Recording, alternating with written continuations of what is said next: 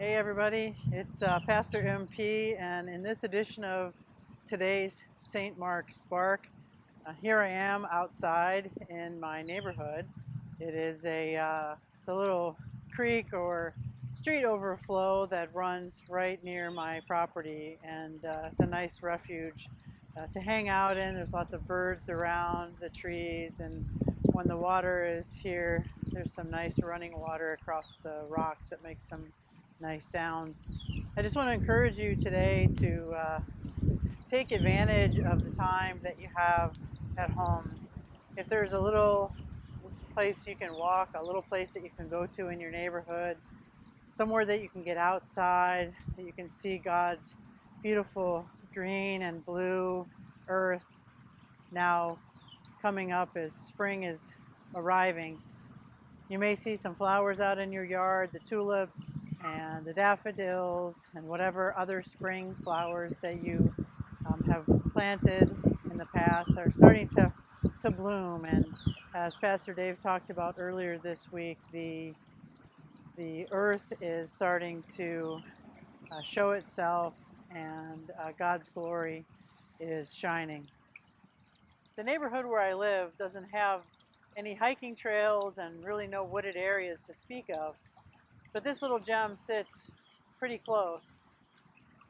And since we're staying pretty close to home, it's something that I guess I didn't pay too much attention to in the 4 months that I've been here in Missouri. But now I'm paying attention. This time at home is allowing me to slow down, forcing me to slow down in many ways, forcing me to take a closer look at the things that are nearby, the things that are within my close circle. You know, it's often I hear from people, they tell me stories about, well, I lived in such and such place for so many years and I never went to that place. I lived in Cleveland all of my life up until this past year, and I've never been to the Rock and Roll Hall of Fame. I've never been to the new Cleveland Aquarium. It's kind of interesting to think about it in those terms, that I've lived here for 4 months and I've never really explored this little gem in my neighborhood. So I wonder what gems are in your neighborhood. What gems are just a stone's throw away from your house? Are there things in your backyard that you can explore? Things that you can look at a little bit closer? We've been reading through the Psalms recently, and in the Psalms we can find our voice as it joins the voice of the psalmist.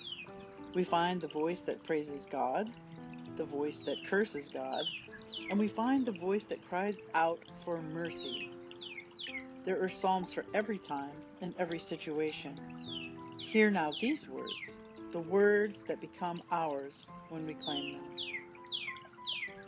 The earth and everything on it, the world and all who live in it belong to Yahweh.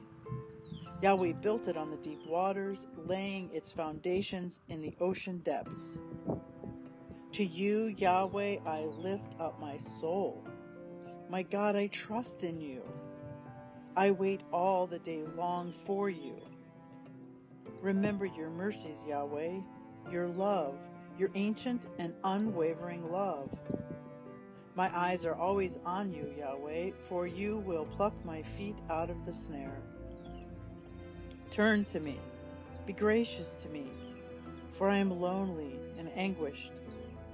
How heavy are the troubles of my heart. Free me from my distress. Look at my affliction and my trouble and mend all my brokenness. O guard of my life, rescue me. I take refuge in you. You are my only hope.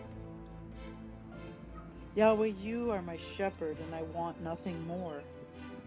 You let me lie down in green meadows, and you lead me beside restful waters. You refresh my soul. You guide me to lush pastures for the sake of your name. Even if I'm surrounded by shadows of death, I fear no danger, for you are with me. Your rod and your staff, they give me courage. You spread a table before me in the presence of my enemies, and you anoint my head with oil, and my cup overflows. Only goodness and love will follow me all the days of my life, and I will dwell in your house, Yahweh, for days without end. This is the word of the Lord. Thanks be to God.